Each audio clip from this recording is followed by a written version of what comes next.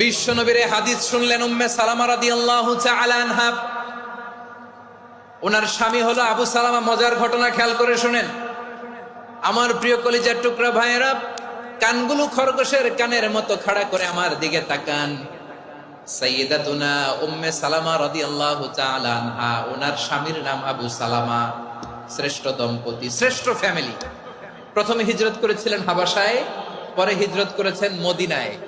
উহুদ যুদ্ধের পরে ওনার স্বামী আবু সালামা ইন্তেকাল করলো, শহীদ হলো। সুবহানাল্লাহ পড়েন। যখন আবু সালামা ইন্তেকাল করলো, উম্মে সালামা রাদিয়াল্লাহু তাআলা আনহা কেঁদে কেঁদে হয়রান। আর নবীর শিখানো বাণী অনুযায়ী তিনি বারবার পড়ছিলেন ইন্না লিল্লাহ। কি পড়ছিলেন? মুই কই যামু, কি হরমু, এগুলো বলে নাই।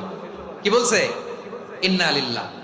যেহেতু বিশ্বনবী বলেছেন কেউ যদি বিপদের প্রথম ধাক্কায় পড়ে ইন্না লিল্লাহি ওয়া ইন্না ইলাইহি রাজিউন,